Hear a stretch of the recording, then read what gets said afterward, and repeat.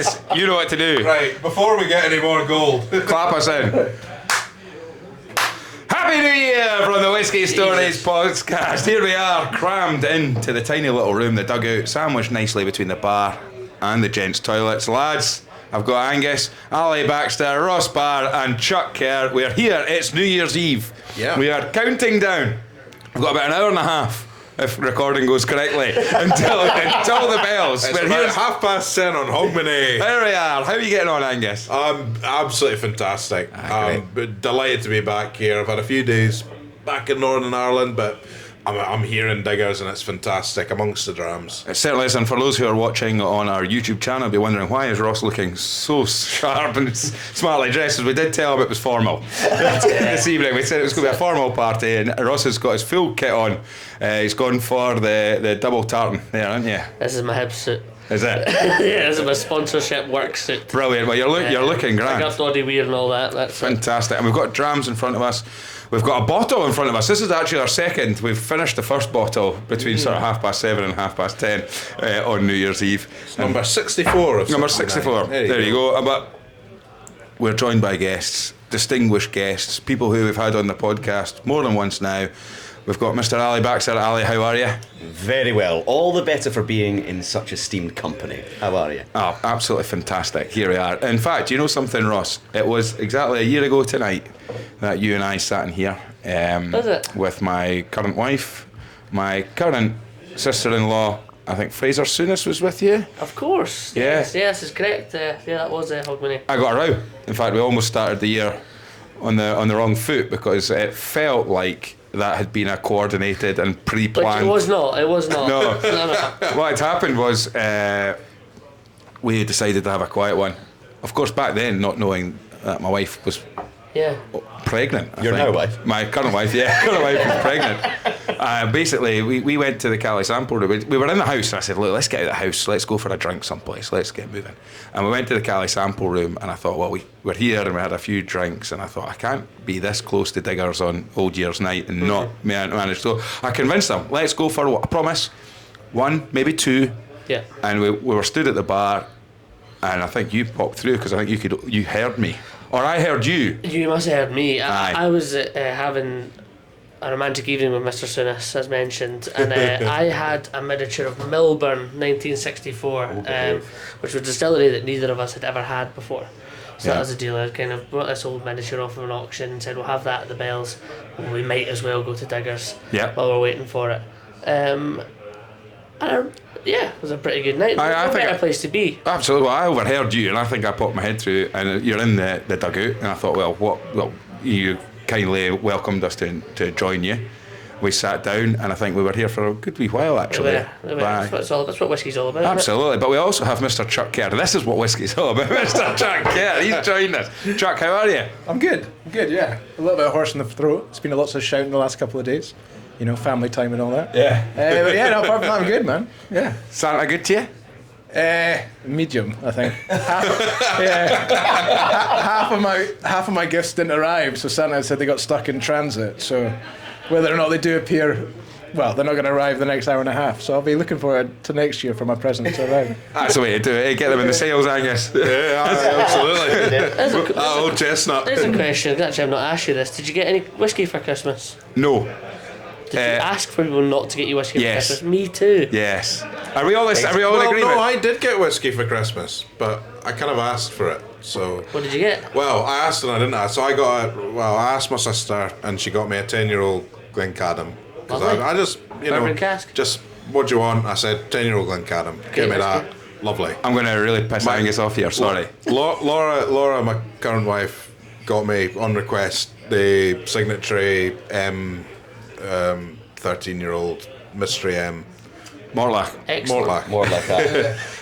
Milton Duff. But she also got me Milton Duff. a very little bottle when we were in Northern, because we couldn't take it over to Northern Ireland, but it got me a very little bottle, 20cl bottle of Roma whiskies blended, stocking filler, Oh, that's 11-year-old lovely. in That's Sherwood. great. And it was Great. a cry. I don't know this. It's Tons of whiskey for Christmas. I got 2.5 bottles. I know what he didn't get. I know what he didn't get. And it's going to really annoy him when I say it. Go Did on. you get Alfred Barnard's book? No, I didn't. Oh, no! But I didn't ask for it. But I kind of forgot to ask. I for it. knew And you would. Yeah. He said, I'll tell you what, I right? said, you know what? I'll put that on my stocking When list. did and Mike Brown come in? it was back in March or something.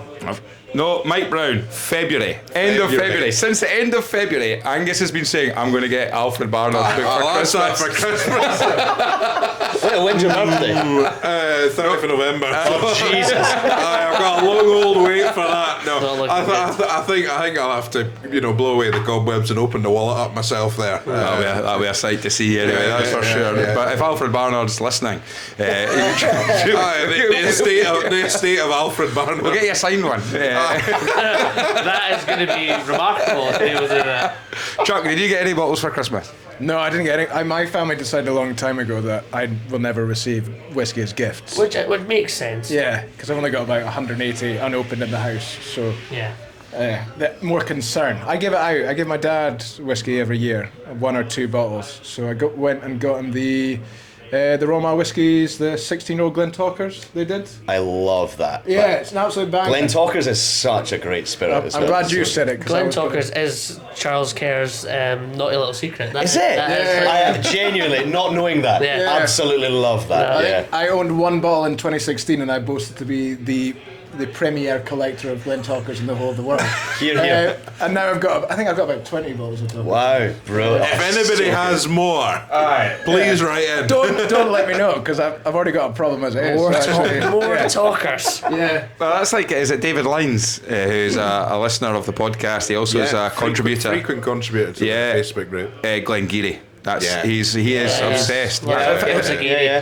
I'm actually, we've talked about this before, I think, on the podcast, but I'm always a bit jealous of people that have a A thing. niche distillery. aye. I mean, you've got. What's your thing? Not Yeah. Milton Duff. Well, I like a Milton Duff, but I would say that there's not enough Milton Duff out there. What are you talking about? Of course there is. No, I don't know. I feel that if you've got like a Glen Geary or a Glen Talkers, there's like loads of. There's less Glentalkers than there is Milton Duff. You think so? Aye. Right. Well, have I got to make it my? It's also like wildly inconsistent. There's been some absolutely garbage Glentalkers out there, and like some seminal ones. But like a couple of them I've bought, tasted, and been like, now we'll have this forever. I suppose it just tastes like ginger snaps and regret. There's the first wanky That is a tasting great note. tasting note. Is that the last That's my wanky? autobiography right there. Love it. I love that. Are we calling that the last wanky tasting note of 2024? Oh, I think we could get some more in this podcast. Absolutely. Squeeze it in, don't you worry about Well, that. about instead of gifts, then what were the sort of bottles and drams that we were having over the festive period? So I brought old Bobby Barr, my father, whiskey dad and lad. Shout out. Great man. I brought him a Balblair 15, which is his favourite whiskey at the moment, and also collected for him a single cask Old Pulteney, sherried Old Pulteney. His favourite Old Pulteney is a 12, so I thought it was quite different. Very, very good, 64. Was that the one from 0.2%. the whiskey shop? Yeah. I've tried a sample of It's that. a The ginger belter. boy gave me a wee go in that. It's Absolute lovely. belter. So I arrived with those bottles at his house and helped him open both of them, which was good. Good. And then I also dropped off. I need to cut down on the whiskey in my flat. Yeah. So I dropped off actually the Heerich Oh, aye. that we had when Blair came on because my father had never had it before. It's lovely. So that very approachable dram. Very nice. So yeah, that was it. That was my whiskey. That was my whiskey Christmas. I drank a lot of port. But this is not The youngest this is person not- in the world to get gout. This is not the Port Stories podcast, so I'll leave that for another day. Ali, over the festive period with your job there with Scotch Whisky Experience, you must be quite busy as well. So in terms of being able to juggle working hard but also playing hard and things like that, were you getting a chance to get a few days off during the festive period? Look, it's hard, but someone's got to do it. So, it has been really busy, which is great. Actually, over the festive period, funnily enough, moving more into some more world whiskies. So, actually had quite a lot of Cavalan. Okay, So, cool. like the Cavalan Solace range is just brilliant. So had some of the sherry stuff and red wine, Cavalan, which was really, really nice. Some Paul John as well, so some repeated Indian, and some from the English Whiskey Company as well. Like for no reason, just I don't know if you guys find that you're similar, but over the course of a year, one accumulates miniatures that perhaps sit further back into the shelf as more get added. So made a distinct effort to kind of bring the back ones forward, and a lot of world whiskies that have been really, really tasty. And of course, you have the Distillers Fair at Scotch Whisky Experience between Christmas and New Year. How was that this year?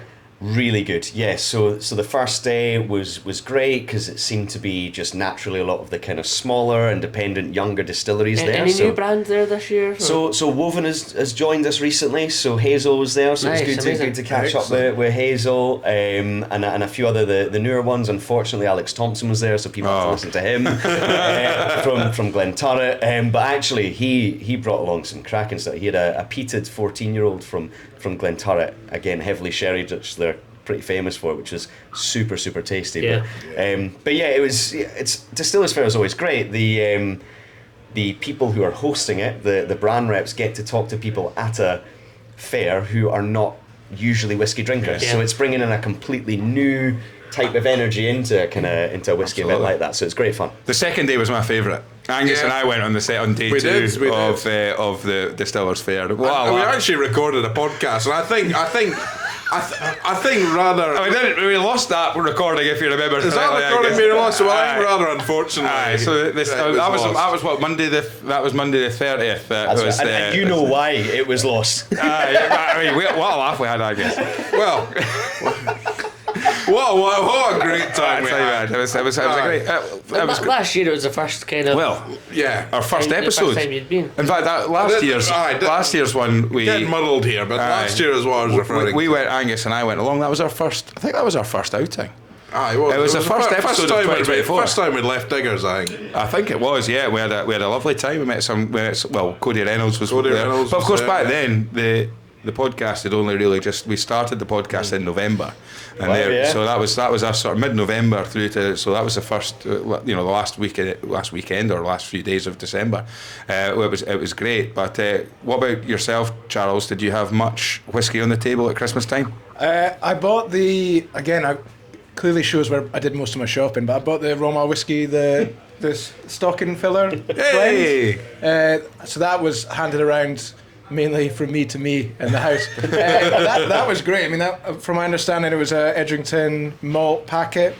I think it was 100% malt, no grain in it. So I think it was single malt. So just heaps of Glenrothes. Blended malt rather. Yeah, it was great. Really, really good job. Perfect for that day. I also bought a gift from me to me, which was the Canheads 15-year-old Edinburgh edition. It was a 15-year-old Girvan, which was finished off, double maturation, so bourbon, and then the last 6 years in an ex-Longrow Cabernet Franc red wine cask. Behave. Yeah, 60.1 and worryingly drinkable. Was that the part of the range that they do, like each shop has their own bottling? Yeah, so that was the one of the staff picked it. I think they said it was one of 10 samples that got dropped off, and they're all quite big fans of green. And it was great. I think there's some still available. It's maybe not in 2025, but it's like 55 quid a bottle. Nice.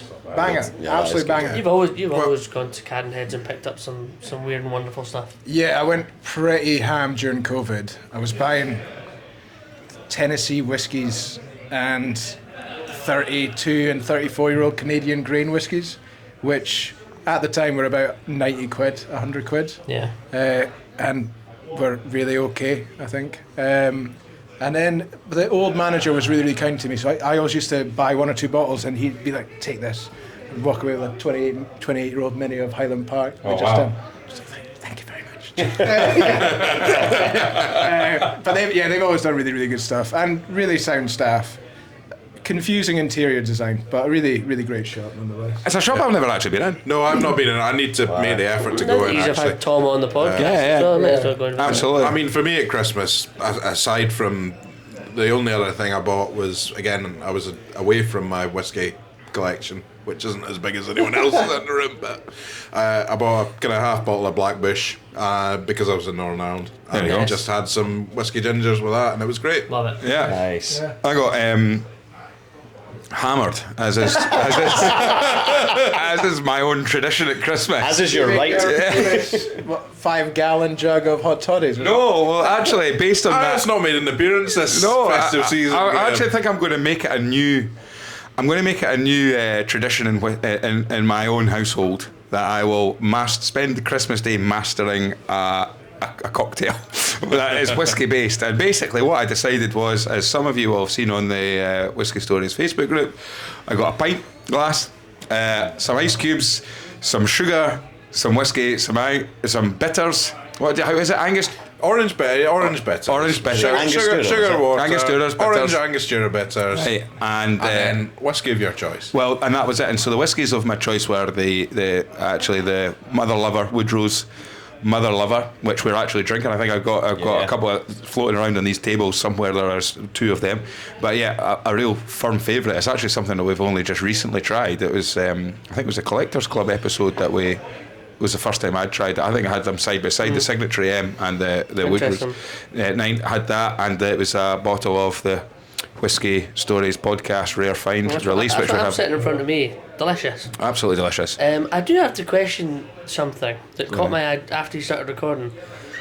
What are you drinking? How has it only taken to this point for all of us to realise? In front of me today. So you're wanting in 2025. You're wanting to lose the title as the podcast tart. What is it you're drinking? I have in front of me. I actually have. You're reaching further than I thought you were going currently, to. I'm lined up with a half pint of Guinness. I've got. It was a full pint I had to start with. I've got the Woodrow's of Edinburgh Race to the Bottom edition, Mother Lover, 9-year-old. Highland 9-year-old Mother Lover.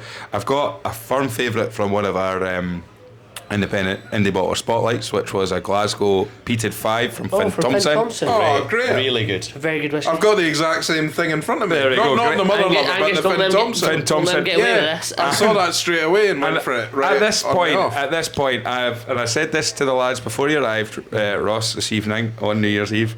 I said that for the last, what we're talking, 5 days, 6 days, I've kept the heartburn at about an arm's distance. Well, this is a classic thing at Christmas. You always see the Rennie's adverts. I mean, Graham's a target audience. I've been having so I have also a healthy dram, as Mark Thompson explained on one of his podcasts. I have a healthy dram of Baileys.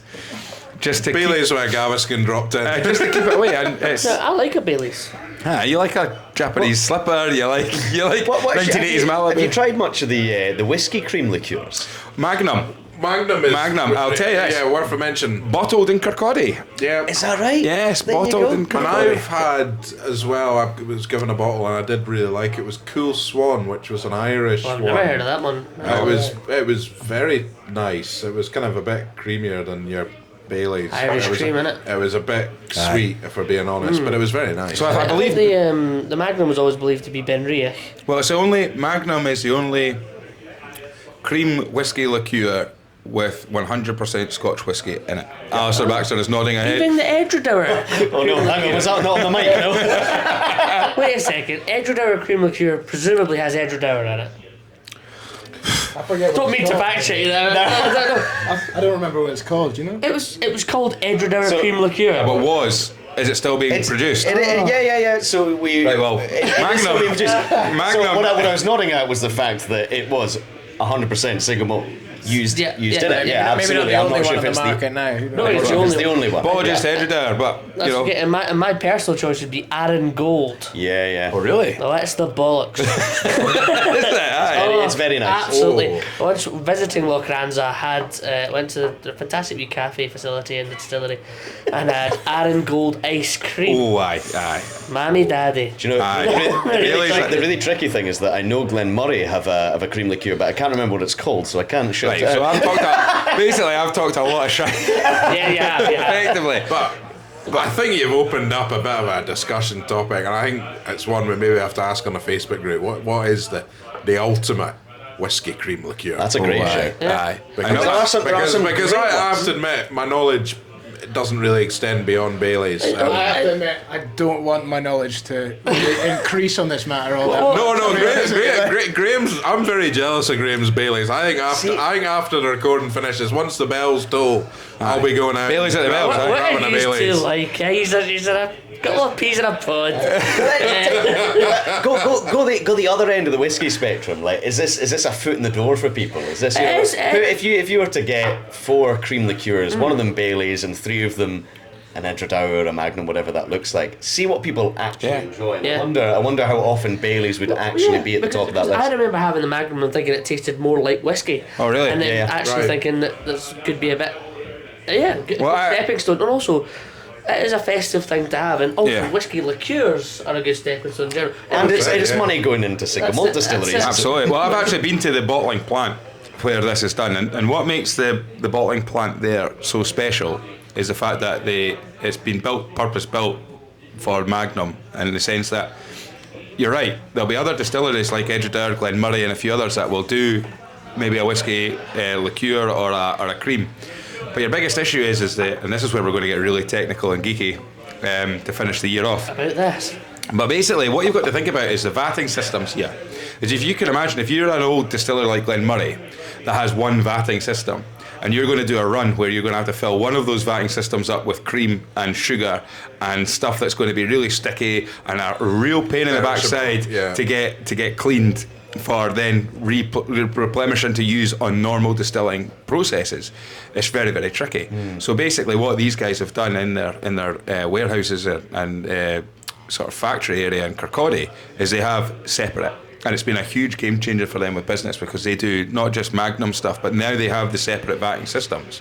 They can do any whiskey liqueur from all over the world. I mean, they do like, what was it Finn Thompson talked about? Was it pineapple? The recipe. The recipe for Irish whiskey. Irish whiskey, pineapple juice getting stuck into the cask.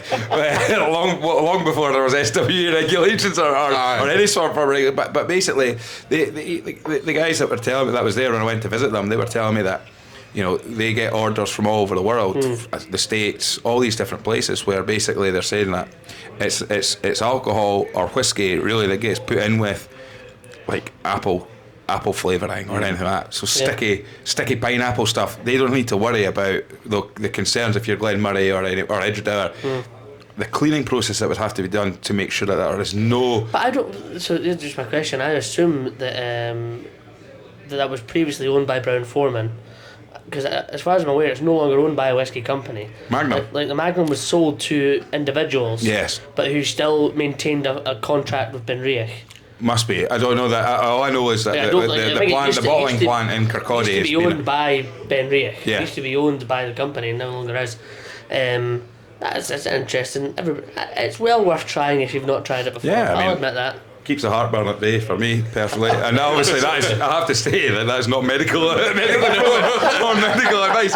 We've seen what's his name from Dragon's Den. What's his name? That's got the really Duncan Bannatyne. No, Stephen Bartlett. He's been pulled up over the coals because he's had people on his podcast saying that if you don't eat for 14 hours, it'll make you healthier and happier.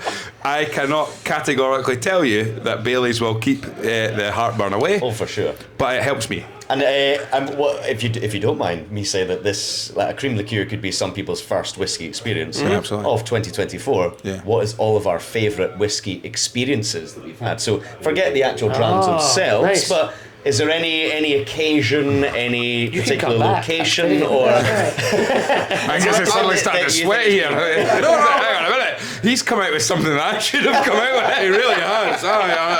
Job's under pressure here. Anybody have their answer already? I'll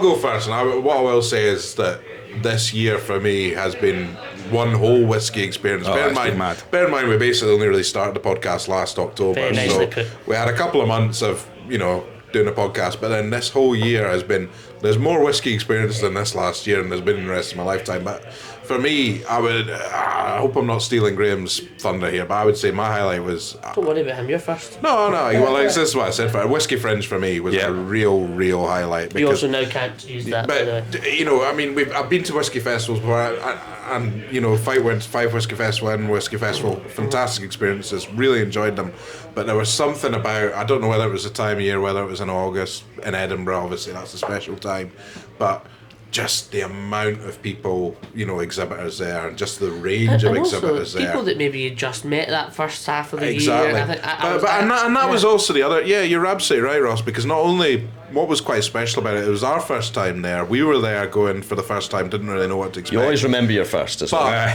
But when we were there, there was lots of people that we'd had on the podcast. Yeah. That we got on the podcast again for the one we recorded at that show. We had Vicky Elliott helping us out as well, which was great, fantastic. Another former guest. So.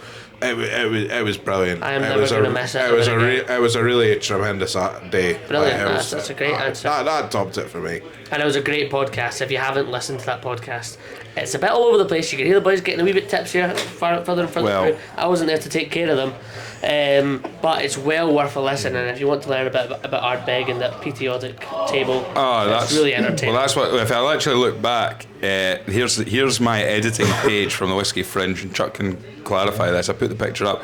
That was all the people that we kind of spoke to, but here I have a little side note saying starting to look and sound pissed. Basically, as we, I think it was Dougie Liddell and then Jodie and Shan bumped into them. Yeah. And at that point, I can remember. And then, if you actually look at Simon Smith as the last, and we talked about this. I don't know if we talked about it on the podcast, recent podcast we did with Simon in the Lost Close there. But basically, I can remember seeing Simon.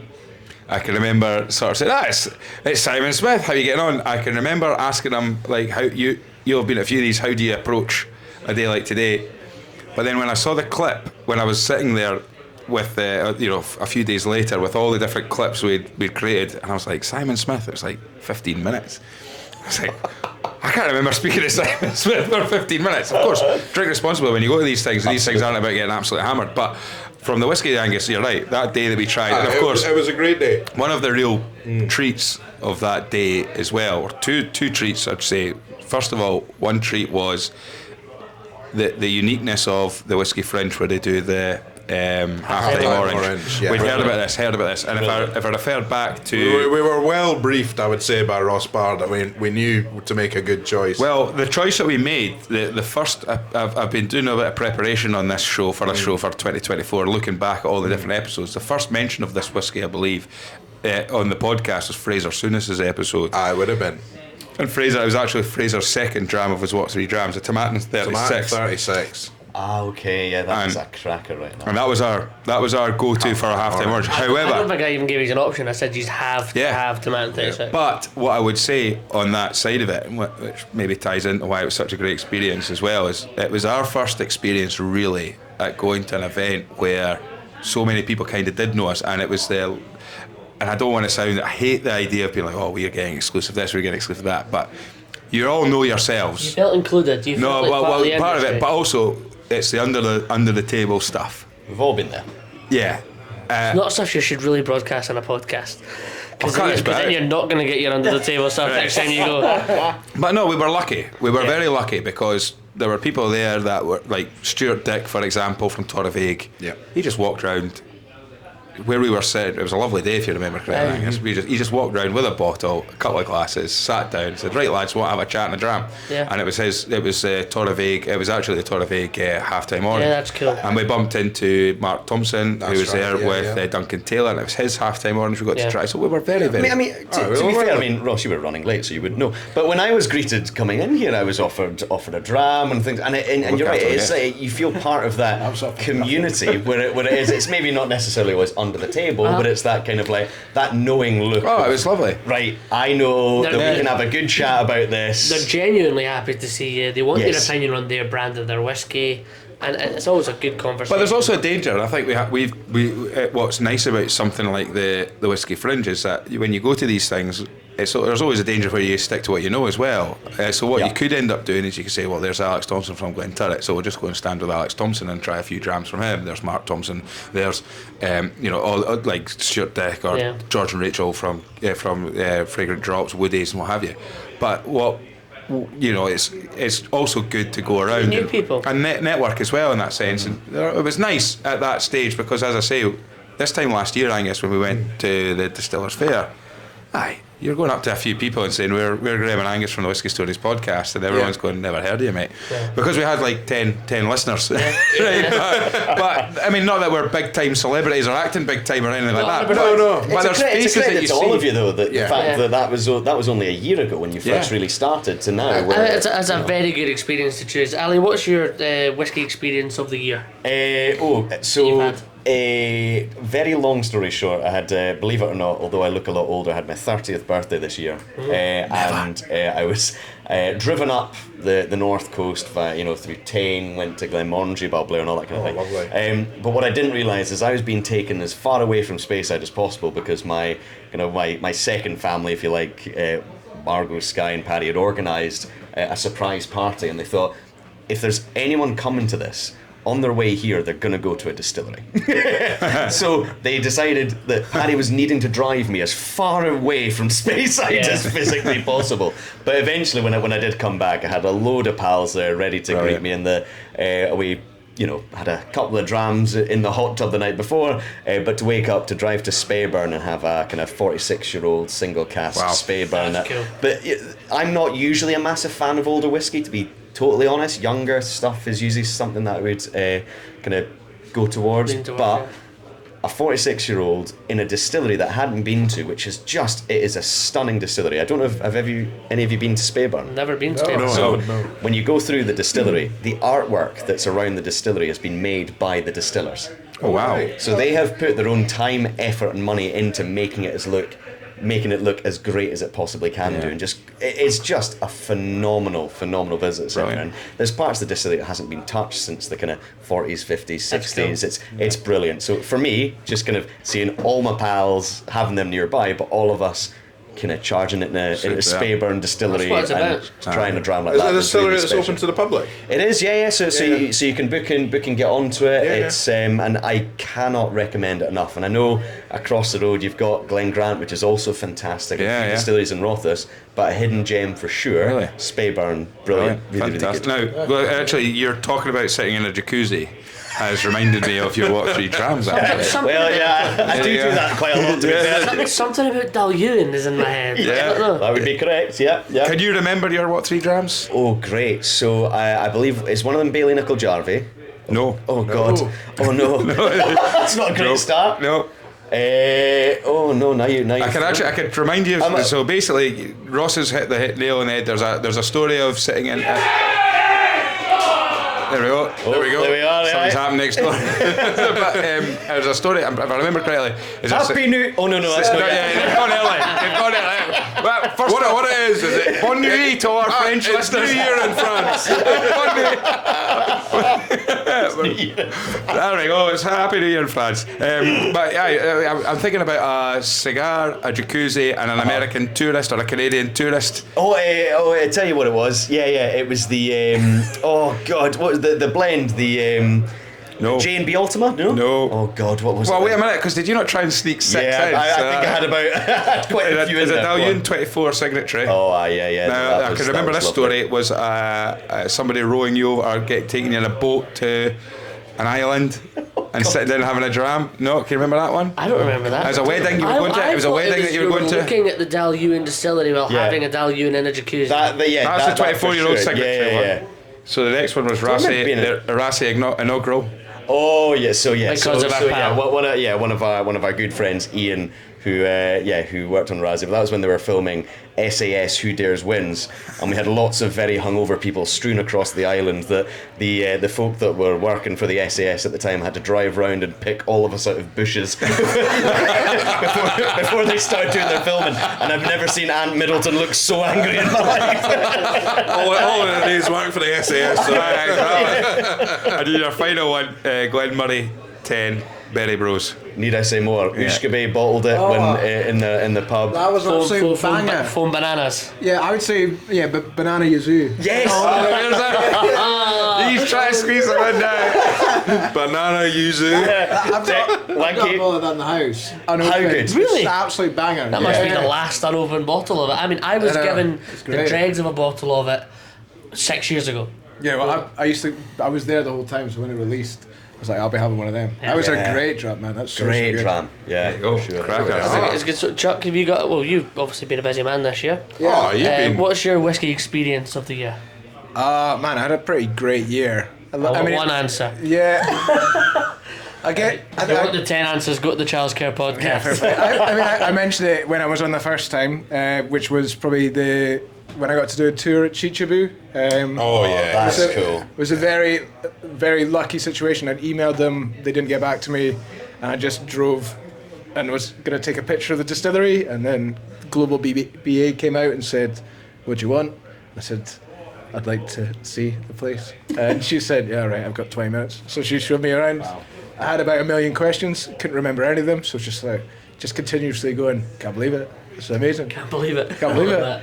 Yeah, Mizunara washbacks, can't believe it. So, That's cool. But then I stayed the night in Chichabu, so I went to the Chichabu Highlander Inn. We are so Yeah. not Got cool. to have one of the first 2 releases of Chichabu 2 that they'd done for Chichabu Fest about a month prior, and I'd also had like 4 months off the bevy, so this was getting back into it. That's just cool. Really nice way. Had a Craig Ellicky bottled by Thompson Brothers for the Highlander in Chichabu. Oh wow. Which was a nice wee comparison. But that's if you find yourself in Japan in Chichabu, do yourself a favour, go there. They've got the best of gear. Yeah. Really, really good shop and lovely staff as well. So that was a really kind of special moment for me anyway. Yeah. Oh. Lovely. A whiskey highlight for you, Ross? Honestly, I've been making these go first because I can't think, but I'm going to go for one that probably isn't the best highlight, but not been mentioned before in the pod. I revisited Glenkinchie Distillery Oh, nice. last week, 10 days ago, for the first time since I left the distillery, after, of course, building it in 1820.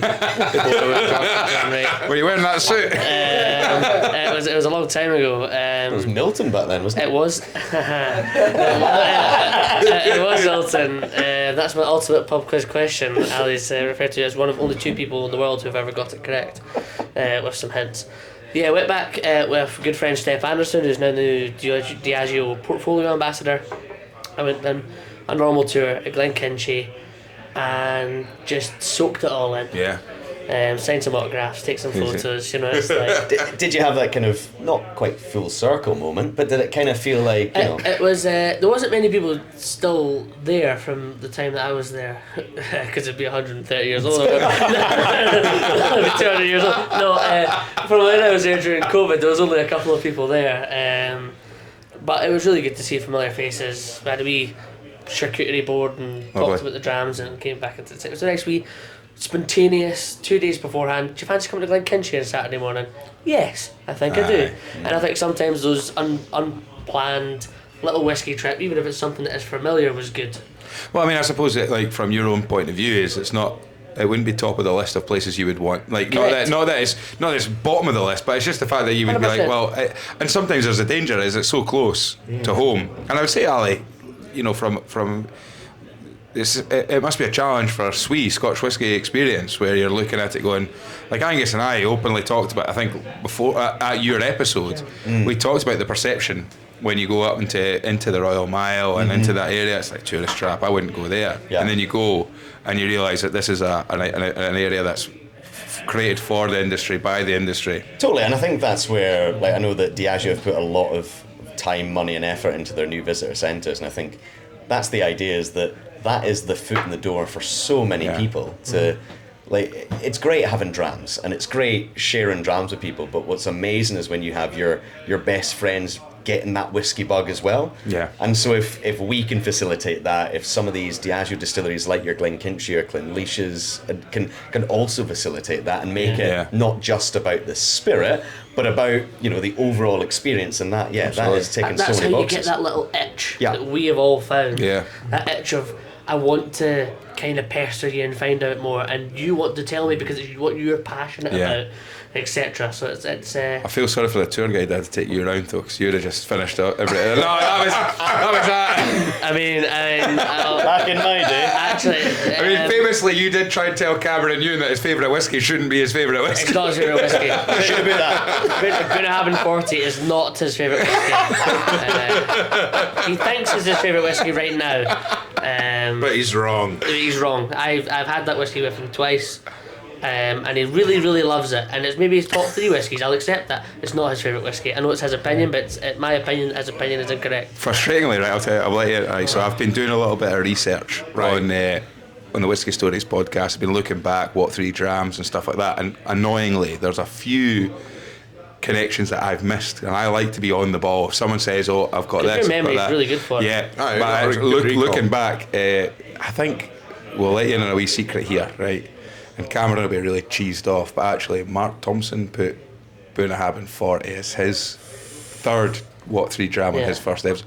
I reckon Cameron's just copying Uncle Mark. He's The whiskey, copying Uncle Mark. granddad. His life, I think, at the end of the day. Thing is, we've got to get him back. How we do? But Graham, you must have a whiskey highlight of the year. Oh, God. A single. Let's A single moment. Okay, Why don't we all give yeah. We've done everybody else. Yeah.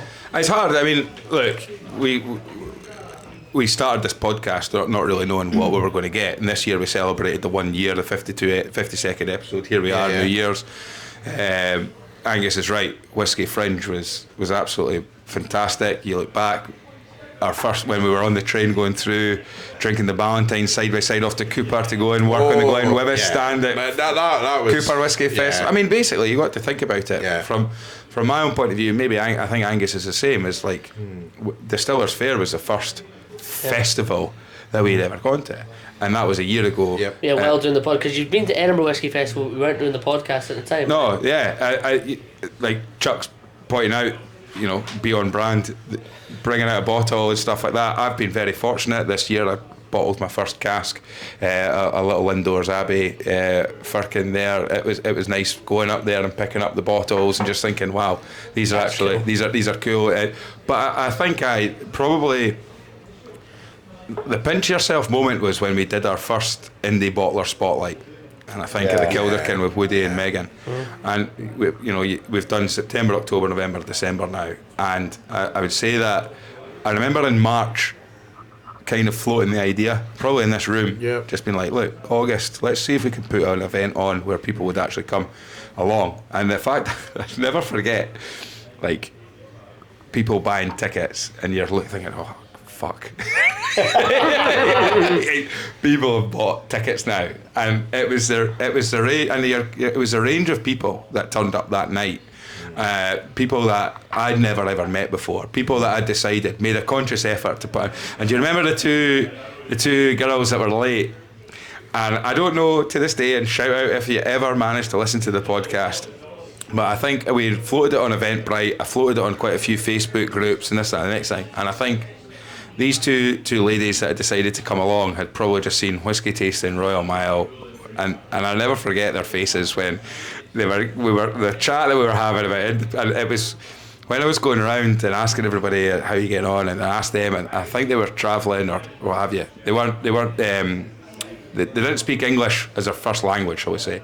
So I was trying to speak to them, they were very shy and everything like that, and I'm sticking a microphone under their nose, and it was when I asked her, I was like, what have you learned? Have you learned anything? And she was like, yeah, unfilled filter. Unfilled filter. Unchill filtered. Right, and unchill filtered. I find that really interesting. And I went, all right, because I don't even know about that, but I thought of all the things that these two lassies have taken away from this podcast, but I would say there was, and then the all right, what is that? But I mean that led to the Independent Bottler Spotlight. That led to us bringing out our first ever bottle. I mean, Whisky Stories. the fact that you managed to get people to come along that have paid money and for months, you've been paying us to come along. I know, exactly. We wouldn't come along by choice, but finally making a bit of money back. It cost a fortune but to come along. You've got guys like exactly. He basically had to balance the books for my salary. Well, you could turn up wearing a suit like that, Ross. but when. But yeah, we've suddenly got guys like Andrew, Farouk. There's a few people that are become regulars now. They've been at all 4 or 3 of 4 and stuff. Joseph, your brother-in-law, and he's brought people along, and it's just. I think the first one was great. The second one was a relief because it meant that people actually bought tickets after the first one. It wasn't a disaster. Yeah. But even things like your stag do, Ross, I'd say. Sitting on these on the open top red buses. Edinburgh tour buses with a bottle of Lemon 18 that were drinking out of plastic paper cups. Plastic paper cups? Plastic paper cups. Must be the good stags. Won't be long till the bells hang. Many mouthfuls when it was great. But I think one of the things is, and it's going to sound wanky, right? And it's going to sound it, but we've built a community. We've built something really nice. Every Friday night, the weekend dram roll call, bob cutting. From America, from there's so many people. David, like all the guys, but also like. There was people from the podcast who have messaged me to say like congratulations on your baby being born and stuff like that. Then there's going away to these distiller fairs and going away to these festivals and meeting people and seeing people. These people know way too much about me getting married in Michigan. It's really we've been their current wives. Exactly. But we've been accepted into like we're not part of the industry, Angus. We've never claimed to be part of the industry as such. But things like when you go into a whiskey festival and we get to see people that we recognise, you get to have a chat. Mark, Alex Thompson behind the counter at Glen Turret, all the other people there, the indie bottlers, Woody, Megan, Ola and Ryan from Treecara, all these guys that we've had on, just being able to, we could chat to them and they've been the whole industry, everyone's talked throughout the podcast about how friendly the industry is. At the start I was a little bit cynical, being like, you're all just saying that, but there'll be sharp elbows somewhere. There's not. Everyone seems to be very, very friendly, and I think I just popped my head in a couple of weeks ago now, before Christmas, popped my head into Scotch, and there was Fraser, Ewan and Curtis behind the bar, started having a chat, and then Ewan Cameron, sorry. I should have left that. Sorry, Cameron. But basically, like, there was just Mark Thompson just walked in with a colleague from Duncan Taylor. In walked Dougie Liddell with a colleague from Royal Mile Whiskies. In walked the guys from the Collectors Club. You got Dr. Bill Lumsden. Just walked in with a few other folk. I jumped on his shoulders and said, "When are you going to respond to my messages on LinkedIn and come on our podcast, Dr. Bill?" He's great, by the way. Yeah, it's fantastic. But the fact is that it felt like a really nice moment being in Scotch, having a nice dram, and everyone just seemed to be chatting away and speaking to each other, and it's just a very inclusive industry, very, very nice. But we've just had a great time, Angus, haven't we? It's been terrific. I'm even thinking another kind of semi-highlight. It was something we'd actually talked about the day we started the podcast. Was we knew Graham and I were going to Germany for the summer, and we kind of turned up at this whiskey shop in Cologne. And it was very, are you here for the podcast? Oh, right. I think Peter Class, pretty quick. Very nice guy, very hospitable to us, and it was, I think he'll come and chat to you for a wee bit, and it was, right, okay, are we going to get a podcast recorded here? We weren't too sure.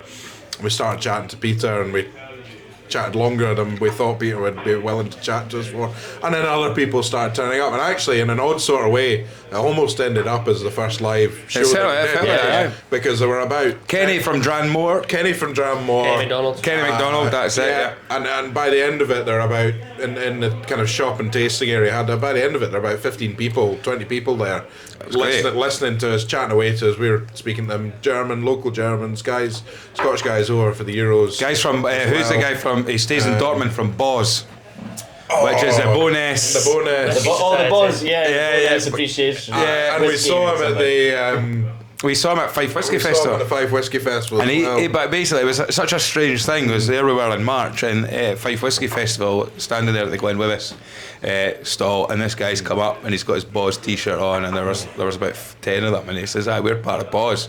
We're going, who the hell are Boz? And I think it was at Bonus Association Whisky.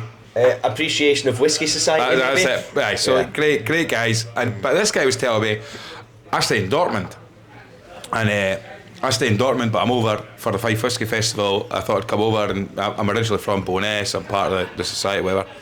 So there it was, and then fast forward 4 or 5 months, and there we were in this Scotia Spirits in Cologne, and then he walks, same guy, and he's like, well, this is a quicker commute to get to Cologne from Dortmund than it is to get to Cooper in Fife. But it was just nice, and it's one of these things that I'm trying to remember the name of the guy, and he stands on the stall for Aaron and Lag. We met him and we spoke to him. I wish I knew his name as well. We met him and spoke to him at last year's Distillers Fair, and then he was at the stall beside us at Fife Whisky Festival, and then when we did he was at Whisky Fringe, I think, and when we did the Edinburgh Whisky Festival, he was there as well. And it's one of these ones where it's like you just kept, you see the same, and you're like, and it's just been such a really nice experience being part of that and being welcomed in. But it's been great industry to get a part of, and you are a part of it now. Yeah, you still need to do 10 years before you can. Before we're keepers of the Quay. Now wait a minute. I was 7, I thought. Nah, We had Alec keeper of the Thompson Quay. said 10. He'll know. He's one of the body. Once Ali Baxter gets it, Ali will be wanting to get nominated by him. So I think that was a period of 2024 which Never Ross should have was mentioned curling that. his toes at every time he mentioned it. I think it was it your episode, Ali, that might have brought it up? Yeah, that's and then right, you're like, that's so right. Ross, you've worked in whiskey for 6 years. 3 of us done a podcast. That's 9. So we'll just get a joint one. I thought it was 8 years. I've never been in a situation and Let's see how it works. seen 2 people sat opposite me and their eyes light up the way that they're going. I'm To be honest with you. I'm like, yeah, it's kind of like almost like a knighthood in whiskey and all of that. And then you two are like, oh my goodness, this was a great idea, this podcast. And I'm like, oh no. Aye, just let's just 2025. Let's just get a sponsor, eh? Marks and Spencer's. I have sponsored you this Christmas. Aye, let's get a sponsor, eh? I need to try their Glengoyne, the Marks and Spencer Absolutely. Glengoyne. Now that actually it brings us on to drams we've had this year. Without giving your dram of the year, why don't we do honourable mentions perhaps, or some whiskies that surprised you this year? Well, Guy, I mean, are we talking about that we've had or that we've talked about as well? That you've had, individual. So I would say straight away, I ordered this kind of covers a group of things that you don't have to go on about them. We have the 3 of us have all enjoyed Glencadam this year. Oh, aye. And we've enjoyed Glencadam. The whiskey is getting way too expensive. Aged whiskey is creeping up and it's becoming less accessible for everybody. But the non-age statement cask finish series Glencadam produced this year, we have loved. Yeah, and I think Graham will not mind me mentioning, but the honourable mention of that for Graham and I's point of view, there was a cognac finish one. Now, I'm desperately looking for a photo, but my phone's being used to film this. Right. So I can't remember the actual. But I might have a picture of my it. understanding of this bottle, which makes it even more frustrating but also amazing, is that my understanding is that bottle actually got recalled because it didn't reach. It failed. The Cody Reynolds actually told me this on your stag do. Because I explained that to him. Oh no, we're breaching into territory. Yeah, because he didn't tell me this. I'm worried about him. Well, the labelling, I think that there was an issue with the labelling. And how they named it and how they... Yeah. So I think it ended up, but I managed to get a bottle out of Jeffrey Street Whiskey, Jeffrey Street Whiskey and Tobacco. I managed to get a bottle out of them for a trip that Angus and I went up north. Yeah. And we shared that bottle on the way home, and it was a cracking dram. Yeah. And I'll have to say, it was one of those drams where you kind of, Graham says, right, try this, and you kind of go, right, okay. And again, it was in a plastic paper cup. and you sip it and you just go. And I put it this way, I wasn't really in the mood for a drink at the time. And I picked it up and I was like, that's actually quite nice, Graham. I'll have another. Do you want another one? I'll have another one. And then by the time it was, because we were on a coach and I was at the front and Graham was kind of at the front with me, but he was also going and doing the rounds with other people, and it was, Graham, can I have another one now? You know? I'll tell you exactly what. Like I said, I wasn't really in the mood for drinking. Was the day before. We had started the day with 2 jugs of Pimm's on the train up to Inverness. We got off at Aviemore. We did get off at Aviemore. We had a good day at Aviemore. We had a great old day at Aviemore. Angus Price. So basically, we have a tradition. Well, we started off with 2 Pimm's. We stopped at Aviemore. We had a great old day at Aviemore. 2 jugs of Pimm's. 2 Pimm's is really kind of ambiguous. We got, in fact, we got back on the train at Aviemore, went up to Inverness. Bear in mind, the day started probably at 9 in the morning or something. It's a long day. Please drink responsibly. Please drink responsibly. And we were, I think we were in our beds at 1 in the morning. And it was a late night. So the next day, the first drink of choice I had in my bag, it was an overnighter, and we were then continuing our journey. I had this bottle of Glencadam, and I'm so glad I picked that. I was going to flex. I went, because the day before this trip, there was a few guys that were on this trip that weren't whiskey drinkers, and I thought, I'm going to get a whiskey. Now, you could do one or two things. You don't message me about this before you picked your whiskey. I might have done, but you could do one or two things in this situation, and I'm glad I did the right thing. Was you could try and be too smart and try and be too fancy, and you can go for something bespoke, something unique, but that would usually need to be independently bottled, which would usually need to be single cask, which probably cask strength. Yeah, cask strength. Now, for the uninitiated, and even me last year, I would turn my nose up at cask strength whiskey, particularly if you're on a journey and it's challenging. Not. Yeah, exactly. So it was actually the point. I think it was a blind summit. Apologies to James and Jamie for not buying their blind summit, but I was looking at the wall, and it was Jeffrey Street Whiskey and Tobacco. I was looking at their whiskies, and now they've got a lot of independent bottle stuff, a lot of cool independently bottled stuff as well. In fact, I believe as we are recording this, they have 2 bottles available of the Whisky Stories 25-year-olds blended Scotch on their shelves, available at retail. By the time this goes out, They'll be gone. Yeah, of course. But basically, I'm looking at it, and it was the Blind Summit Glencadam I saw, which suddenly made me go, actually, boof, Glencadam would be a great, for the group that we were with, I guess. Yeah. I thought, I'll find a good Glencadam. Saw that one. What was it? It was a Cognac.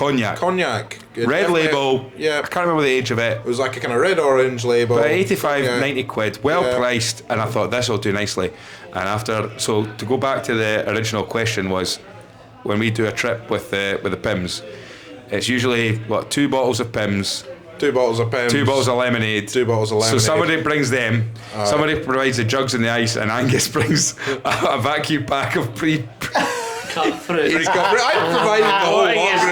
I provided a whole lot. There's a picture. This is outrageous. I'll maybe share it on the group. There's a picture, and it's the checkout at an Asda or something, and it's Pimm's, lemonade, and then it's like strawberries, cucumber, mint, oranges. And that's my shopping that evening. Is just it's a big bag of ice as well.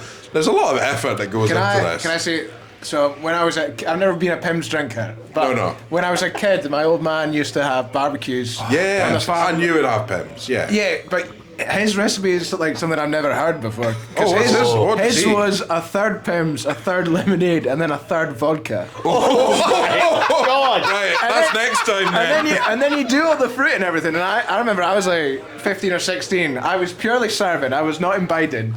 And imbibing, or whatever the word is. I've had about 3 drams or whatever. And I'd get all these adults and farmers going, tell you what, this is the best Pimm's I've had. And then I'd get to around 7:30, you see grown men, mid-40s just fall. Just fall, like drunk flies just fall in the garden, and we're all going, this is a bit... Jesus, these guys must have had a lot of feed. They're absolutely stuffed, you know. I mean, they're just absolutely pissed. People would go home with sprained ankles and black eyes because they just knocked themselves semi-unconscious on Pimm's. Remember we were on the train, right? If we were the Pimm's Stories podcast, great. People would have loads of stories. We were on the train up, so basically we were on the train up from Edinburgh up to Inverness Saturday morning. So it's summertime as well, May, So end of May. I mean, Spring, late spring. It was like your classic 3-carriage train for a trip for what could be you could have had 6 carriages. So Yeah. we're stuffed to the gunwales. But also, like you said, There's a lovely American couple sat right across from us, and they're watching this whole thing unfold, where basically we've managed to get ourselves a table, and out of this bag, Angus is bringing out jugs. He's then pulling out ice. He's pulling out chopped fruit, and these Americans, this American couple, maybe in their 50s, maybe late 50s, 60s. This is the strangest thing they've ever seen. And they're watching this, going, "What the hell's going on here?" And then Angus starts divvying it up, and then the problem is we didn't all have seats together, so there's 4 or 5 guys up there. So I was playing mum. I had the jug. I was going up the carriage, and I just doing the hospitable thing. Of course, you say to the American Open tourists, your mouth. "Would you?" Now we know how Ross met is coming back. but I just said, "Did you like it? What is that you're drinking?" I said, "Oh, it's Pimm's. What's Pimm's?" What's that? Now, nobody actually knows what Pimm's is. No idea. What is Pimm's? No idea. So we just, "Would you like a glass of it? A plastic paper cup of it?" And basically, the wife said yes. The husband was a bit like, and she said, "I'll take some of that." She had a good drink of it. We gave her a good measure. Angus's measurements on a train are not. He didn't have a measuring jigger or anything like that. No, the Pimm's to It's like an lemonade international ratio waters, was isn't it? We really struggled with the first batch of trying to work out. We ended up with. We basically had left over 1 bottle of Pimm's and a bottle and a half of lemonade. Basically. But anyway, so fair play. But that woman was. The drink hit her, basically, and her husband was like, "Thanks, lads. Our planned tour at Inverness is now absolutely spoiled because my wife's steamboats." But it was great. But the point of that was the next day, that Glencadam, you're absolutely spot on. I can't believe that's come from that Glencadam. Because the next day, the I love first that, dram, I love we that. were all fairly tender. And I like to feel that on a day like a stag do or a couple of days event. I like to be the sort of guy that rallies the troops. Next day, right, lads, get this doing you. One of them, it'll sting, but it'll be the best thing possible. Sure. And what I would say is that on a hangover, that whiskey hit that. But what makes it absolutely more intriguing for me is that you can't buy that anymore. Yeah, it's gone. And I think Kev would also shout out the Reserva PX because it's been particularly good for his pub. Yeah, absolutely. And that is just a great value for a sherry whiskey. I would put it in the same kind of category, non-age statement whiskies that I was incredibly excited for when I came back to Scotland, because you guys talked about it so much on here, was Glengoyne White Oak. Oh, fantastic. It's in my notes. I think that's our collective drama of the year, probably. I think I must have had that for the first time in October. And you'd been talking about it for 6 months. So I heard you talking about it in Japan, and then I was in Australia, and I was, this must be pretty decent. This has come up for weeks. Oh, aye. Did it live up to expectations? Haven't had it, but I thought it was solid. I think my expectations were incredibly high, and then I saw the price, and I was like, okay, well, this is going to be fine. And then, I don't know, it went straight back up again. I thought it was a great drop. Yeah. I mean, I love bourbon, I love fresh, and I'm surprised that Glengoyne could do that well. And big shout out to Jake Adcock, because actually that was one of his. He's one of 3 blenders. Well, that was his What's 3 drams as well. And Jake, who, like you say, that I think that was the first time Jake got in touch, was after hearing us talking about it, and he was saying about how he's played a big part in that, and that's one of his first big projects that he'd worked on at the time. Yeah, great honourable mention. Any honourable mentions from you, Mr. Baxter? Do you know what? A blended whiskey, Woven Shindig. Great. It is just, and I think what I love about what Woven are doing is they're not just necessarily blending whiskies to make a great whiskey, which I'm sure obviously everyone strives to do, but it's all to do with either a story or a situation. I think that yummy. Yeah, exactly. The Woven Shindig is basically, look, you're going out for a bit of a party, but you're going to kick your shoes off, all that kind of thing. Here's a dram just to see you through. And that's exactly what it is, and it absolutely nails it. It's fresh, it's vibrant. When you're at a Cayley, you've got something in your hip flask, that is exactly the thing that I'm wanting. It's so nothing. They call them the experiences, right? So Totally. And I love what they're doing, and it's that's a cracker. When we had Pete on, that was a fantastic episode. That was and Pete, like you say, he breaks it down so well. He talks so well about whiskey. He's very passionate. But like I say, yummy whiskey is what his sort of that's what he said. We just want to make yummy whiskey. And Totally. incidentally, Pete's episode was the christening of the Sip It Sniff It score at 62nd Whiskey Review. Go. What a legacy. There you go. So he was there for the very first one actually. But yeah, Ross, have you got one? Well, my honourable mention was a Glencadam, but I guess you was boys, the cognac done a lot for you. Yeah, I had Glencadam and the Glencadam range and Glengoyne White Oak written down as my runners up. But I had a lot of very good whiskey this year. I'm going to go Aberlour 12. Woody's Aberlour 12 in bourbon. That featured even just Aberlour in bourbon was there was a number. I can't remember what I period. have asked you boys about it quite a lot right at the start of the podcast, saying this Aberlour in bourbon, this Aberlour in bourbon, but don't drink it because I'm the only one that drinks it, and don't want to be finished in the pub. I don't know what month, because I've got it all written down here, the different episodes we've got, but there will be probably a month and a half worth of whenever basically what had happened was Kev had got a distillery exclusive behind the bar, which was Aberlour in bourbon. Yeah. And you absolutely raved about it. We had two 14-year-olds and another age statement. Two of them were bourbon, one was sherry. Yeah, and we tried it, but then what happened was Woodrow's of Edinburgh brought out an Aberlour 12 in bourbon. Yeah. And again, after the sort of you hyping up Aberlour in bourbon, us trying it, it was lovely. Again, it was sort of like that was a go-to. So I'll also say, and we're being very, very kind to them because we like them, the Woodrows. A lot of guests were coming on, and I was buying them a Girvan 30. Yeah. That they bottled. That was £10 a dram for 35ml in this pub. And if I liked the guest that was coming on, so you'll know if I bought you one. I think it was gone, but well, I hope so. Basically, I'd say, let me buy you a dram.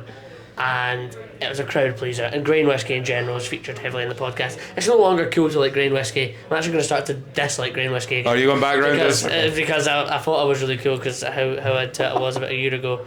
But no, that's honourable mentions. Some pretty good drams. Well, obviously we've had loads of amazing drams. I've got a couple of honourable mentions. One would be, and Graham, I'm pretty sure it's one of your honourable mentions. It's the one you wanted to take a bath in. It was the Ardnamurchan Sherry. We first had the Ardnamurchan Sherry. I mean, it was one of those drams where Jeeves, a guy called Jeeves. That's right. He had the Edinburgh Whiskey Whiskey Festival. Just while we were recording, kind of mid-sentence, just turned up with this bottle of whiskey and just poured us in a plastic paper cup. Actually, it would have been it would have been a glass. It would have been a Glencairn, and it just poured it, and it was like, try this, lads, and it was like, right, okay, and it was like, what is that? You know, it's one of those ones where it it hits you, and you're like, right, that is something gorgeous. else. Yeah. In fact, I had a dram of that last night. That's a real honourable mention. A second honourable mention actually goes to two whiskies.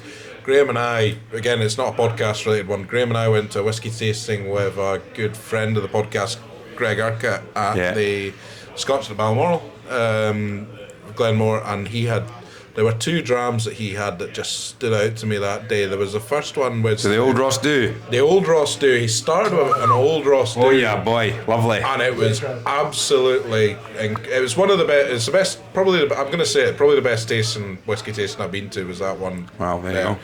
And then there was an Oakmore that day as well. That just blew me away as well. There was two drams that evening that blew me away. The Old Ross Dew. There was the 30-year-old, I think, Old Ross Dew. Just incredible. Yeah. And there was an Oakmore. I like the Oakmore. Unbelievable. And actually, that Oakmore did that Oakmore feature in his? No. There was an Oakmore, and there was a different Oakmore in the tasting you guys did. There was an Oakmore. Yeah, there was. It was. It was. Are you sure? Yeah, it featured. That Oakmore then featured in the. It was the same Oakmore. I'm pretty sure. You're right. Sorry. Yes. It featured when we had Greg on. Yeah, absolutely right. Did you ever taste the Imperium 34-year-old? I didn't know. Finished off in Oloroso sherry. That was I don't think I did. Unusual Imperium, but very tasty. Do we have a tasting note?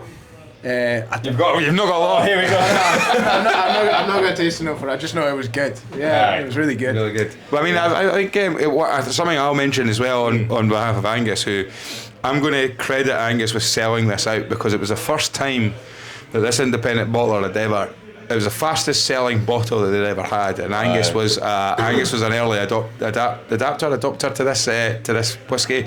It was a Treecara 33-year-old North British. Oh yeah. Which Angus had in the build up to our indie bottler spotlight with Treecara, Ola and Ryan.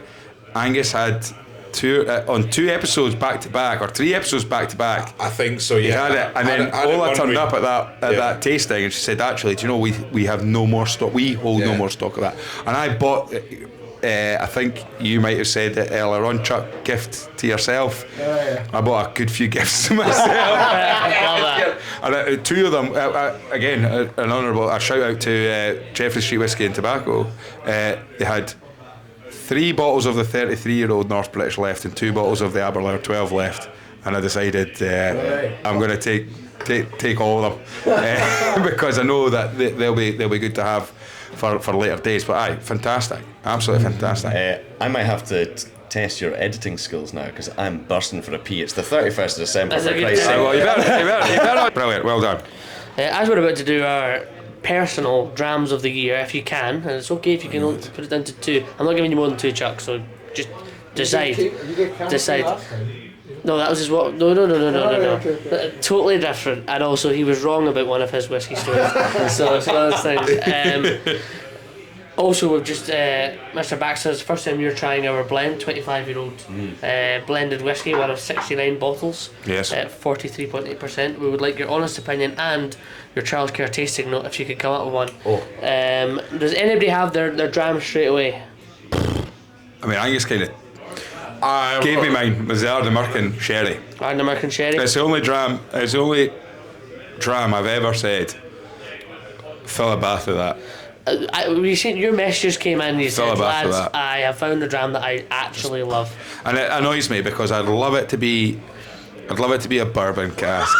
Because you're the Sherry fan. But it has to be. I mean, honestly, I must admit, I've said this before, I'll say it again, I've been spoilt in the sense that I'm 850 metres from door to door from where I live to Diggers. And what that's done is it's meant that I sweat an awful lot when I have to put up a picture of what my weekend dram roll call is, because I don't have a very big whiskey collection in the house. I've maybe 35 bottles, and I would say that those 35 bottles, very few of them have been bought over the last year or so. What I will say is that Ardnamurchan was the first bottle that I've actually gone, right, I'm buying a bottle of that, buying a bottle. There was a Linkwood,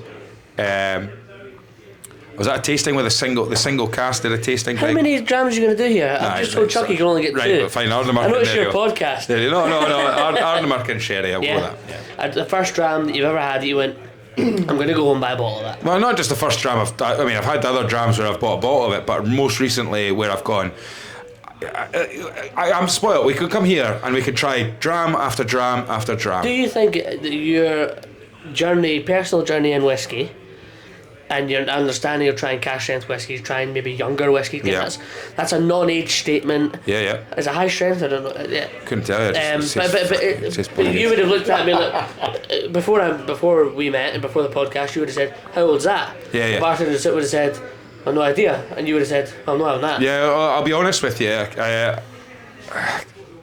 I was looking back through. I can't remember who it is now for the life of me, but I've said doing a bit of research before doing Angus's job. Really, head of research, but basically, and someone had given us an Ardnamurchan as a 3 drams, and I've spelt it horrendously because I didn't know how to spell Ardnamurchan. I get up on the app for you. I don't know how to spell. No, but I didn't know what they're talking about. No. Aye. Right. Okay. So I was going. No. In fact, you know what it'll be? It'll be Simon Smith's. Might have It'll been be his own bottle and he done for the No. Because it was early on. Because Simon Smith was talking about his own bottle in the most recent one. Yeah. But basically, I was a bit. I'll be honest. I remember writing it, not knowing what it was. With the guest who was on, I can remember being underwhelmed by just being like. What are those whiskies? Why would you pick that one? After the whiskey stories that you've given us and the whiskey you've probably tried, why would you pick that one? I can remember just genuinely, and this was early. There it is. Charlie Hume, Ardnamurchan. because he Pinot gets Noir, champagne. That was the champagne cast. That was a great drop. Yeah, man. Yeah. Such a. After because all he the gave stories great that Charlie stories. Hume had given us, of all the whiskies that Charlie Hume tried, he had given us number one that Something you Arna hadn't Merkin heard of. I'd never heard of. And That's I'm going, good. but that was me.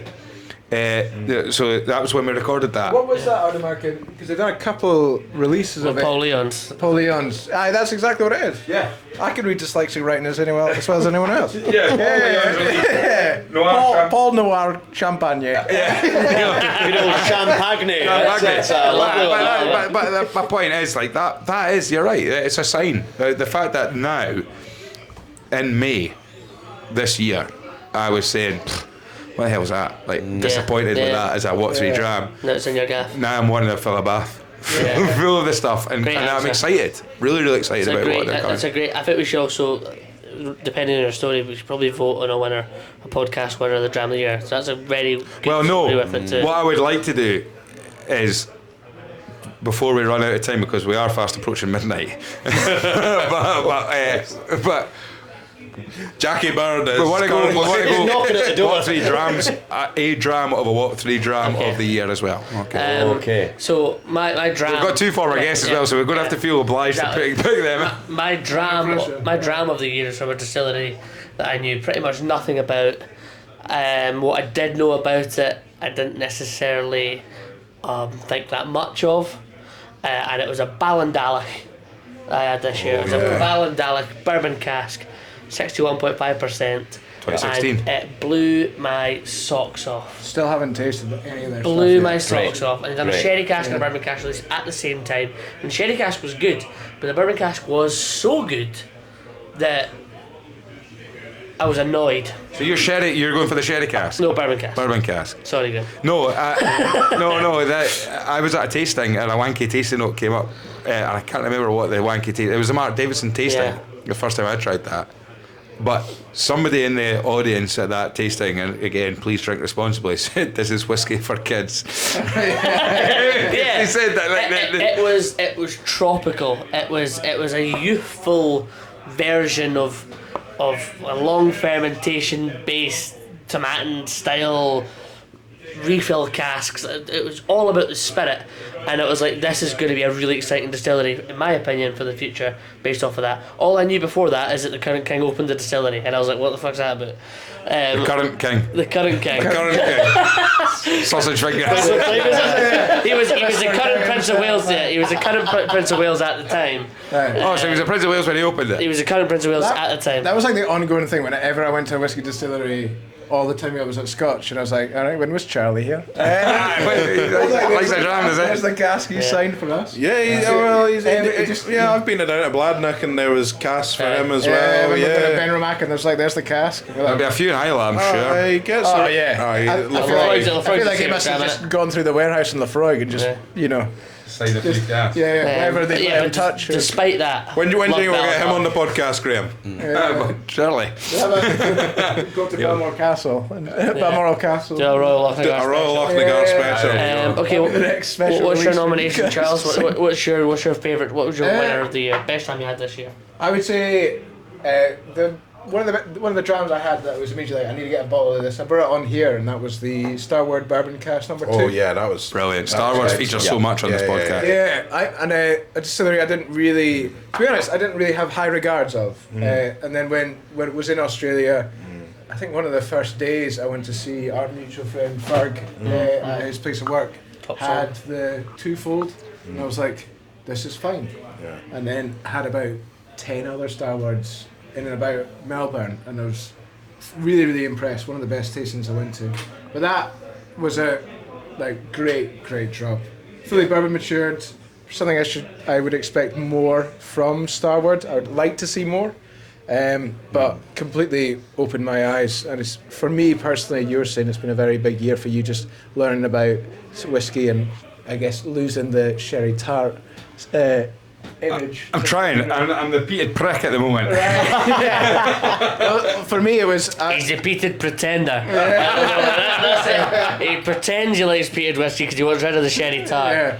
But I mean, for me, it was. I felt like very liberated. Went internationally and tried a bunch of distilleries that had opinions about that I maybe don't really believe in now, and then just get to taste, independent releases or what was available in different countries from Scotland. Yeah. And I had a very strong opinion, I think really kind of from Scotch, that all Ben Nevis was shit.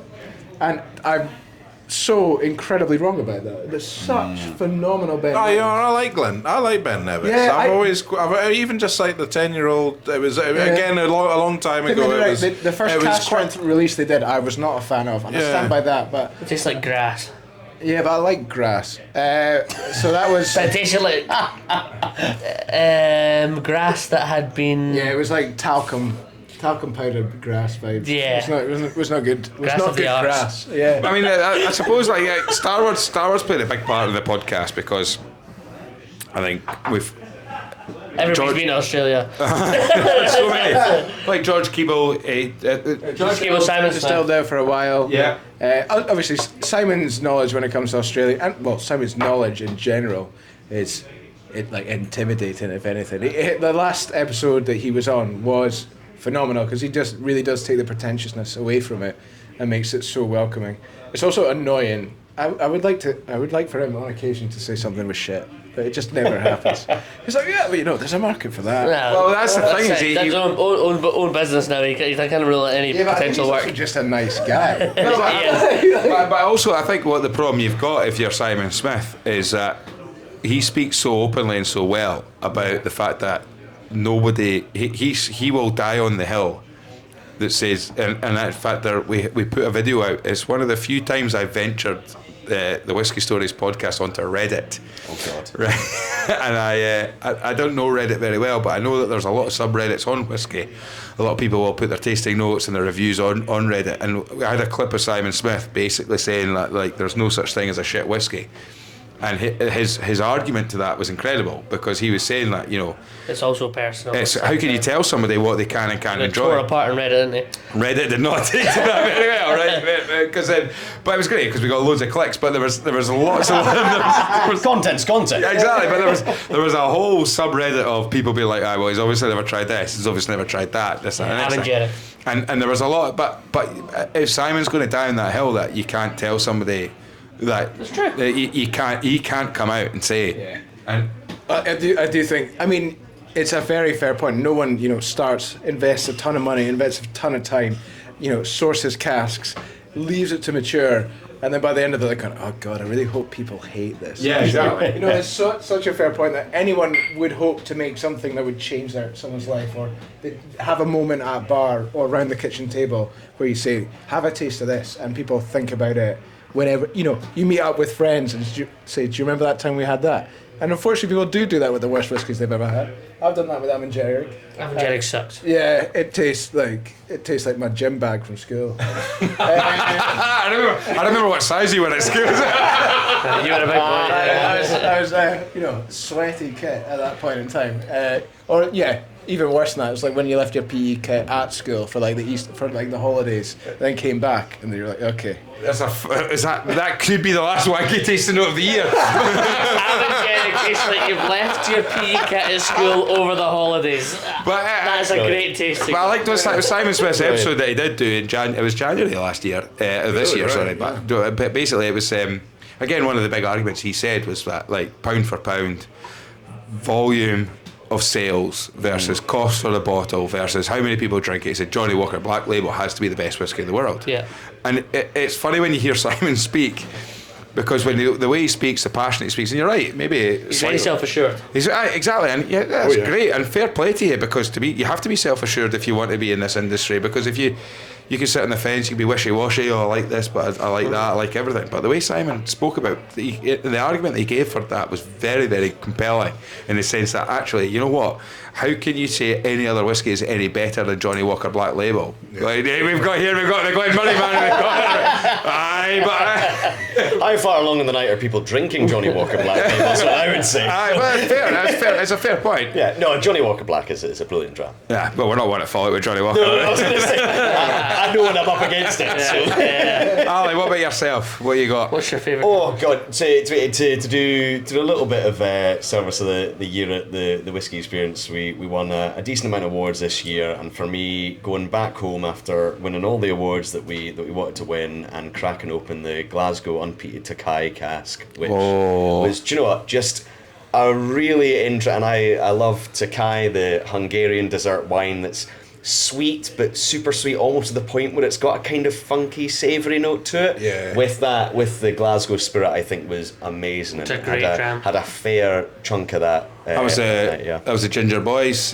What Three Drams? Yeah. Dram, Oh, really? One of the What Three Drams. Hamish Rankin. Shout out to Hamish. Aye. Yeah. It's, Just great, and just. And for as someone who's incredibly passionate about whiskies that aren't particularly old, I think you can get so much character so early on in the whiskey making process. And for something like that, that's only about, I think Seb said today, it's only about 6 years old or something. Yeah, Got all of them. exactly. Like something like that was Amazing. brilliant, really really good. And so there's a kind of situational aspect where I think it was a really good year, but then also having a dram like that, phenomenal. Absolutely. No, I was actually, I bumped into the Ginger Boy. You don't bump into Hamish Rankin. He's a big boy. Well, yeah, but what happens is he works at the whiskey shop in Multrees Walk. So basically, what basically happened? Very much a bumping into him. I was halfway through my Christmas shopping and I thought, you know what, I fancy a dram. But it turns out, shout out to Hamish actually, if you are listening, and I will know if he's listening because he'll hear me saying this, is he's decided to continue Movember until next year, so he's just carried on. He's sporting a nice little ginger beard with a ginger tash, so fair play to him. But was it a Bladnoch 19? He gave me a wee try. Very heavily sherried one. Oh yeah, again, I'm not doing myself any favours here. What you're about to say was, ooh yeah, and then you caught yourself. It was about, honestly, It's an excellent Bladnoch. he was telling me that, in fact, tonight, his tradition is his family and a few family friends, his dad and things, and there's a few other guys that I know who are sort of his dad and his pals and stuff, big whiskey drinkers, and I think it's £185 they split the bottle 3 ways. I think they've taken a few up, but they'll be drinking that tonight. Right now, big shout, cheers to Hamish the Ginger Boy for all his help and stuff like that as well. What he's done with us, it's been great, but he's been doing a grand job. We'll But see a lot more of him next year, hopefully. fingers crossed. But we are fast approaching the bells. Do I not get a dram of these? Oh, sorry, I guess. Could you give us 5 minutes? No, that was an honourable mention. Oh yeah. That was an honourable mention. No, what's the my winner? dramedy, I'm gonna have myself up with that. I'm gonna have to go a bit sappy because I did get married this year. And I know. To your current wife? The current wife, still going strong, 6 months in. And no. About it was 2021 visited Isla, and again that was another big moment on my kind of discovery of whiskey. Going to and we went there, and we had a great tasting in the warehouse at Bunnahabhain, and we were blown away by all of it. It was great, fantastic, and there was a whiskey she tried. I hadn't tried it yet, and I never got to try it until the day I got married. Was a whiskey that she really liked, and I said, you know what, if you like that, we'll get that. And it was £120, which at that time I wasn't really buying a lot of whiskey, but it was like, right, well, we'll save that for a rainy day sort of thing, but that's good. It's Peated Bunnahabhain, 2004 PX Moyne, Moyne PX, and I let it gather dust for a couple of years, and we got married, and kind of approaching the wedding, we'd kind of decided, right, we'll have that the evening, and that'll be our dram that evening, and that'll be great. And it was fantastic. It's got that kind of funky seaweedy, but peated. It's fantastic. It's a belter of a dram. It's a tremendous dram. Get the wanky tasting note in early. Like wanky, like funky seaweed. There you go. It's Like at the bottom of a Wellington boot. There you go. And it was the day, when we got married. It was actually the day we got married, 10th of May. And it was the day there was like that Aurora Borealis. Everyone was taking on it. So we were in Pitlochry and we went outside and all you could see was Aurora Borealis, and we'd had that whiskey and it was just... Take away, isn't it? No, it was just... 10-minute break from the honeymoon suite. It's actually my father had the same bottle and You did, absolutely adored it. And I've still got about a third of it left. Nice. So Brilliant. I don't know. Brilliant. I'll have it again at some point. Fantastic. Well, But Yeah. We are fast approaching, sorry Angus, but basically just very quickly for Angus, Ross, myself, and if you have listened to the podcast, Charles and Ali, chip in just very quickly some of the top three drams, top drams that we've heard on the podcast. If you've got any off the top of your head, these are the episodes by month that we've gone through. I think I have to shout out Fraser Souness, which will annoy Charles and Chuck and Ross here. All year since Fraser's episode, I've slaughtered him for being the worst episode that we've done. Right? And he moaned. That's not the. If you want the three drams out of there, Ross, there you get that one there. That's about there. But basically, Fraser moaned at me the other night there as he was making me an Ardbeg sour, and basically trying to impress Dr. Bill, were you? he said to me, like, you always slaughter my episode. Oh well, it's become a bit of a running joke. But actually, I listened back to his three drams this afternoon as we're recording, and one of the drams that's been referenced so many times, I've referenced the stories that I've referenced here, is Fraser's story of when he was at Tamdhu and trying the 50-year-old Tamdhu. He, in that story though, he calls Was Tamdhu a shithole? no, an utter shithole. An utter shithole. Oh, gee. He calls the distillery an utter shithole and then goes on to say that, and it was the first time that we'd ever had somebody And do he it. meant it in an endearing way. Yeah. He meant it was a working distillery. Yeah. However, those words didn't come to mind. But he also talks about in that story, which you forget amongst the noise of him calling the distillery a shithole. But like, he talked about the fact that day they got a 3-course meal cooked for them, and the guy that cooked the meal and then washed the dishes then said, "Right lads, I'm going to have to go out and because I'm working I'm working in the distillery tonight." Wow. All that kind of stuff. But it was the 50-year-old Tamdhu, the cask that they got to sample, where basically it was the example of overcooked whiskey. And it's the only time I think anybody this year anyway on the podcast has given us a 3 dram that is a negative 3 dram, if you know what I mean. Here's a dram that I'll tell you, I've got a story behind it, it wasn't any good, and this is why. And it was a great example, because if you sit there and think, Chuck, you have tried some fantastic whiskies, you've been in some situations where you've been able to try, Ross, Ali, yourselves as well. For sure. So to be in a warehouse on a closed distillery private tour, Yeah. to then be given the privilege to be given cask samples, but a sample from a cask that's 50 years old, to then go, this is absolutely honking. I do have to. You've got to give respect to Fraser. That's clearly been it's a good memory for him as well. Yeah. You know, despite I think when you do go to the distillery, and maybe you wouldn't always word it as the place is an absolute shithole, but utter shithole. But like some of the best tours I've ever been on have been like places that just weren't ready for us to be there. Yeah. You know, very much working, functioning. And I think if you've got a chef who's like, all right guys, hope you enjoyed the dinner. I've got the night shift. That's peak. That's all. That's such a phenomenal whiskey experience. Yeah. And then at the end of the day, to be like, yeah, the super special whiskey they gave us just was fairly fucked. Got respect to be able to, be that honest about the situation, because I think there's a lot That's of people. a good story. No, absolutely, fair play. Fair play. Respect to the man. My outstanding one, and if people haven't heard this podcast, they have to listen to this podcast. I often mention it because I think it still might be my favourite podcast, because I didn't really know the gentleman that came on, and the story had us in fits of laughter, and it was about Powers Irish Whiskey. Oh, Conor O'Keefe. Conor O'Keefe. Very good. Now, Conor, a fantastic character, a good storyteller, perhaps the most interesting person to work in whiskey production ever, just because it's not the most glamorous job going, but he loves it for what it is. He loves experimenting. I learned so much about Holyrood. In fact, I recently visited. Conor actually set me up and got to go kind of organise a staff night out, which was brilliant. And Powers Irish Whiskey, I've seen it, I've never tasted it. And he talks about his first job in a pub. Old, miserable regular that wasn't particularly nice to the staff, was great. We said he abused them every day. And this guy used to come in and order a priest and a ginger boy, so a Guinness and a Powers. And if you listen to that episode back, it takes us about... That's exactly the reaction we had, Ali. Yeah, it takes us about 2 seconds, and we all just look at each other and go, wait a second. That got me. And so that would be my, because it took me totally off guard. The actual podcast was really interesting. Yeah, and it was. He's thought about it. He was a listener. Yeah. Came on.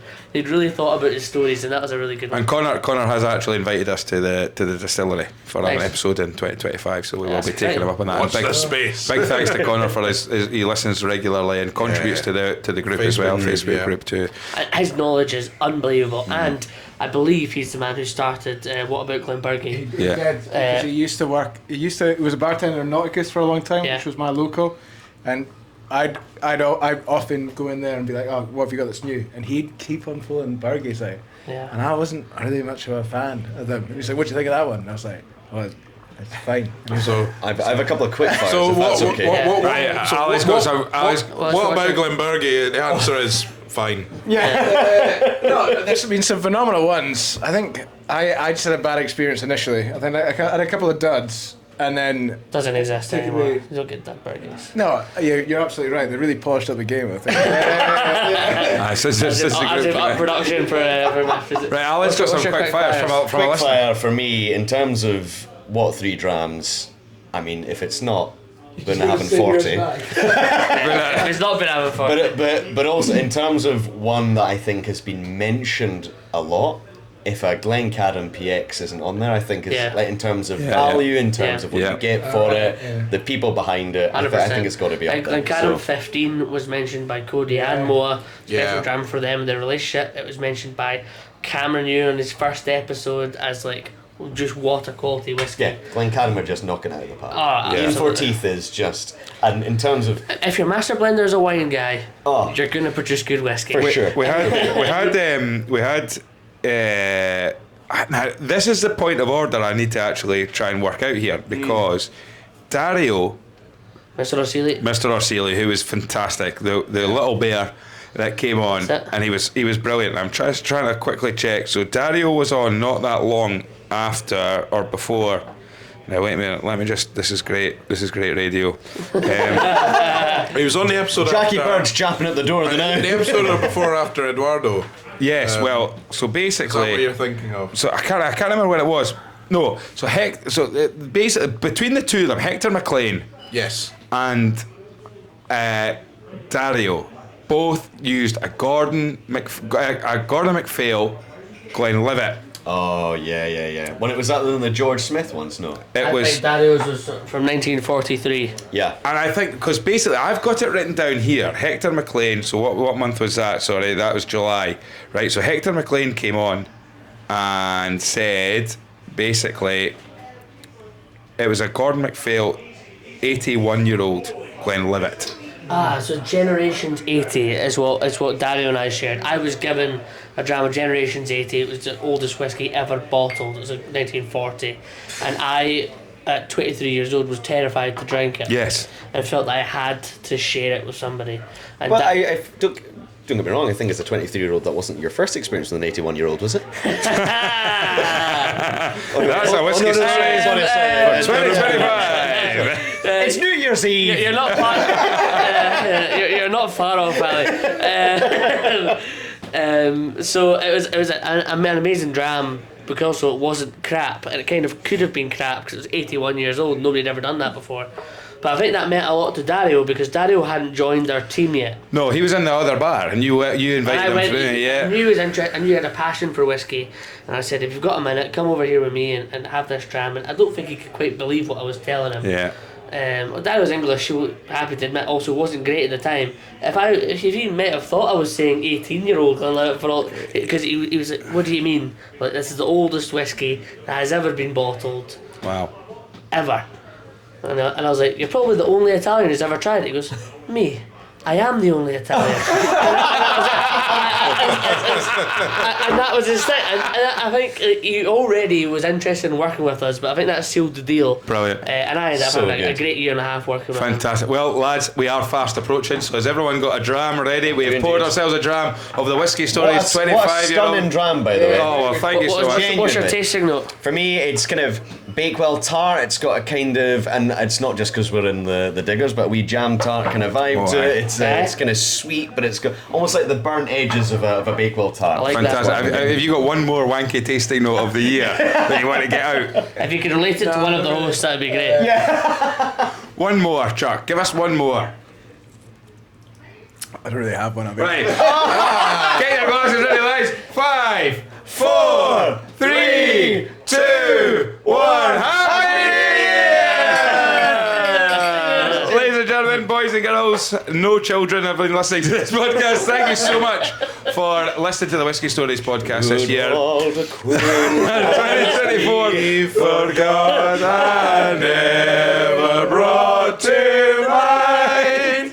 Should old acquaintance be forgot for old lang syne? Well done, guys. Thank you very much. Thank you to everyone for listening. Don't forget, share your drams, share your New Year's resolutions, share your New Year's stories, share everything you possibly can on the Whisky Stories Facebook group. You'll get us on our YouTube channel. If you want to see Ross's New Year's suit that he's worn, he's looking very formal, get onto the YouTube channel, Whisky Stories YouTube channel. Loads of great content there. Thank you to everybody who's listened to the podcast. There are loads to mention. And thank you guys. Thank you guys for hosting it as well. Genuinely. Thank you guys. Brilliant. You are welcome Thank you. But you've got Bob Cutting, hope you have it. Nadia Douglas, have a great one. Craig Darling, Laird MJ, and fantastic. Brilliant. There's loads of other people I'd love to mention as well. Thank you so much for all the kind messages. Thanks for all your support this year. Here's to another massive 2025. We've got loads and loads of whiskey to get through and lots more whiskey stories to hear. Thank you to everyone. Happy New Year. Slanjava. Slanjava. Cheers. Cheers.